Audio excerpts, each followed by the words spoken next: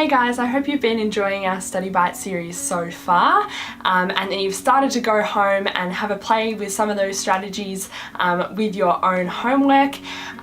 This week's episode is all about fidgets. Now, if you guys know me, you know I love my fidgets, but this episode is certainly not just going to be me, fangirling about fidgets.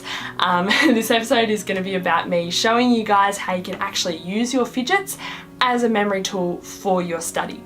Sound good? Now step one is to, of course, go out and get yourself some fidgets.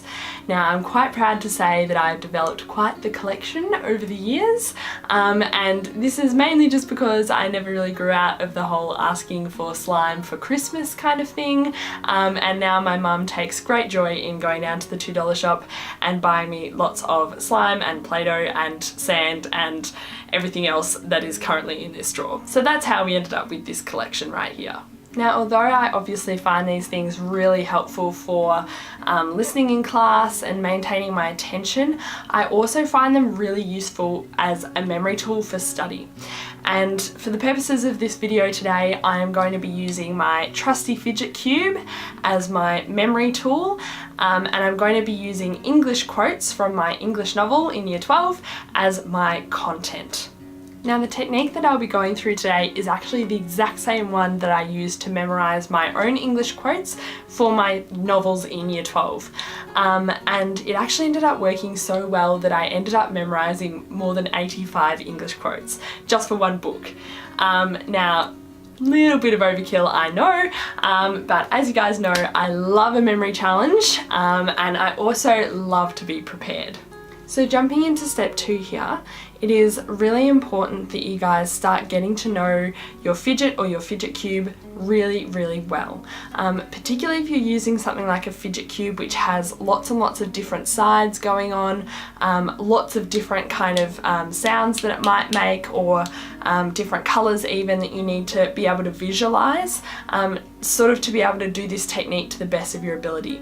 So start fidgeting, start annoying your parents around you, your friends around you, your teachers probably, but make sure that you're able to visualise and remember every side of the cube or every side of the fidget. So now that I know this bad boy really, really well, what I'm going to do is I'm actually going to assign a topic or a key theme to each side of the cube. Now for me, I'm learning English quotes, right? So it's going to be super easy. I'm just going to divide all my quotes into key themes of the novel and then assign each theme of the novel to a side of the fidget cube. And you're going to do your very best to make them relatable. Okay, so let me give you an example. So one of my key themes of my novel is identity, okay, or identity and belonging. Now for me, I think this side of the fidget cube over here, hopefully you can see it, it's sort of got a little indentation it pretty much exactly fits my fingerprint on it. And it kind of looks like a fingerprint as well. So for me, fingerprint, identity, those two things kind of go hand in hand. To give you another example, one of the other themes of my novel was about developing a moral compass. Okay, compasses are metal. The only thing that's metal on this cube is this little round rolly ball here. Okay, so some of the connections might be a little abstract, and that's okay, but as long as they mean something to you and you're going to remember them, that's the most important thing.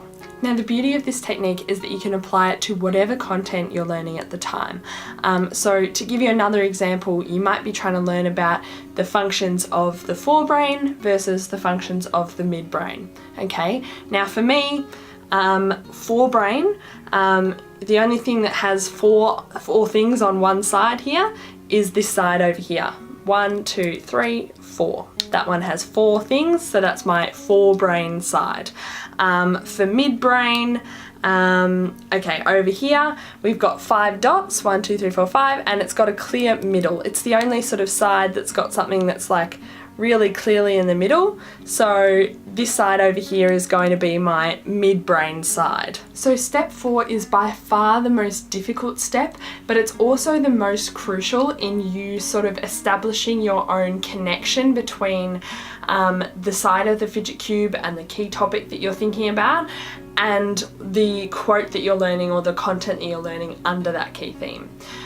So going back to my quote example here, basically what I'm going to be doing is I'm going to be associating each quote with a movement or an image or something that I can think of that relates the quote to that side of the fidget cube. So hopefully you guys remember that this side over here is my identity side, okay, because it looks like a fingerprint. That's the association that I've made. To give you a couple of examples of how I associate each quote with this side of the fidget cube or with my identity topic, I'm going to show you some of the movements that I've come up with. So the first one, the first quote rather, that I have for my identity key theme is he worked on inventing an acceptable version of himself. Now for this one, what I did was I basically maneuvered my finger like this all the way in a circle until it fit directly into this sort of hollow gap here. And for me, that sort of means, you know, oh, he's working on that version of himself, but it doesn't quite fit, doesn't quite fit, doesn't quite fit. Boom, he's made that acceptable version of himself. So that was the association I made, or the action I made to remember that first quote. The second quote was he was no longer sufficient to himself. So for this one, I literally just put my pinky in here because this big hollow space here is obviously a lot bigger than my pinky. My pinky is insufficient, okay? So he was no longer sufficient to himself. The third one is that he was an astronomer of great promise. Now, for those of you who don't know, this finger over here is your marriage finger, your ring finger, and marriage is obviously a promise. So I would put my ring finger in here, and that would help me remember that quote. And the final quote I had was that he'd been blessed with intelligence and this prospect offered him the chance to use it.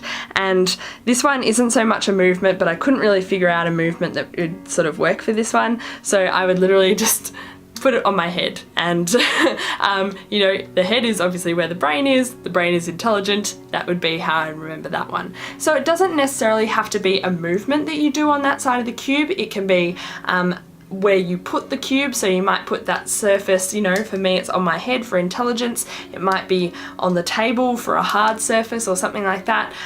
You might just try and imagine an image, you know, so perhaps, you know, this is a fairly flat you know, white square, so this could be an image of paper if I had a quote about paper or writing or something, but try and make a connection to the thing you're learning and the side of the cube and therefore the topic that you're learning. I hope that makes sense. Now this can be quite a tricky concept to grasp, especially if you're doing it for the first time. So I'm just going to go back to my forebrain, midbrain example just so that you guys can see this in action when it's relating to something that's not English quotes. Okay, so if we remember back to my example, I had this side over here representing my forebrain because it's the only side of the cube that has 4 things on it, okay? Now, one of the functions of the forebrain is that it actually processes language, okay? So the visual that I sort of came up with here is that if you sort of turn this on its side here and you imagine that this is, you know, the whole of the mouth, and this is almost like sound waves coming out, you know, when someone's shouting in a cartoon, it's almost like sound waves coming out of a mouth. That's going to help me remember that language is attached to the forebrain. The other thing that the forebrain does is it controls motor functions, okay? So this is the side of the fidget cube that actually has the most amount of sort of different movements on it. So, you know, this has obviously got a lot of different movements that you can do. You can go forward and back there, you can go round and round here, you can go up and down, you can go side to side. It's the one that's got the most amount of movement. So I would just, you know, fiddle around with all of these things and that would remind me this is the side, the forebrain, is the side that controls motor movement. And the last function of the forebrain is that it actually picks up on sort of sensory information, okay? And obviously this side having more than one sort of tactile thing on it means that there's lots of different sensory information on here. You know, you've got like a smooth bit here and it's also metal and a bit cold. You've got these bits over here which are a bit spikier. There's lots of different sensory things on there as well. So I might put them up to my face and sort of go, oh yeah, that's right. all of those buttons sort of feel a bit different. So that reminds me that sensory information is attached to this side of the cube, which is attached to the forebrain. So it's about making those associations. I hope that makes sense. So step number 5 is to go away and practice, okay? Practice is key. And what you want to be doing is simply going through the movements and repeating the quotes to yourself as you're going through each movement and remembering it almost like a dance, okay? It's got to be that sequence of movements that you're remembering in order. And just practice them a few times, go over them, and then the very next thing you want to do is actually do a video recording of yourself running through the movements and also the associations that you've made. Because something that I found early on in trying this process out was that I might come back to it the next day and I'd forgotten what associations I made. So make sure that after you've made all the associations, you jot them down somewhere or make a quick video for yourself so that you can refer back to it. And the very final step here, guys, is to throw away your cube, okay? Throw away your fidget, try and practice through visualization only. So just try and imagine what each side of the cube looks like, and that way when you're in the exam and you're thinking, oh God, I need a quote for identity, you think, right, identity. What side was that again of my fidget cube? That was the one that looked like a fingerprint. And you go through all those sequence of movements in your head, you pick out a quote that fits, you know, the essay question or whatever you're needing, and you write that quote down. And that's sort of how this whole process just comes together. So very well done on getting through that study bite, guys. I know it was a bit more of a challenging one this week, but hopefully you got it all. I definitely encourage you to go away and try to do some of these things with your own content, because it really does have the capacity to increase your memory.